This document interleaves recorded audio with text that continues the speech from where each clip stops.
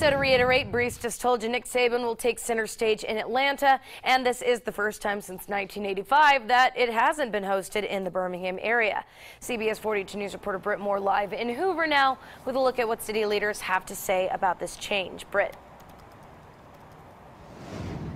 Well, Lee, Hoover City Councilor John Lyda tells me for most people, Hoover and SEC Media Days are synonymous, but this year that seems not to be the case. In fact, you don't see that big banner out front, the Hyatt Winfrey Hotel. The national spotlight not on the city this year. Look at what things looked like this time last year here in Hoover. The SEC has hosted the event in Hoover for 23 years now. Now, this year marks the first time Media Days have not been in the Birmingham area since 1985.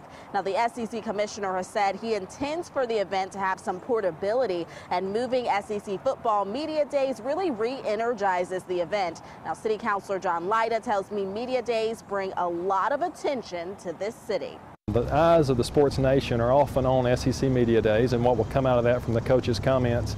And Hoover, throughout the years, has gained a lot of notoriety from being a host to that. So certainly there's a degree that we're missing there.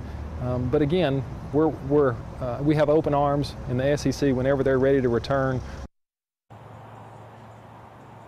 Now, SEC football Media Days will return to Hyatt Winfrey Hotel here in Hoover in 2019. However, it will rotate to other locations, with Hoover a periodic location. Now, Lyda says Hoover is the announced host for the next 2 years for SEC baseball and looks forward to possibly continuing that partnership. But in the end, they're just focusing on keeping that relationship open with the SEC. For now, we're live in Hoover this morning. Britt Moore, CBS 42 News, local coverage you can count on.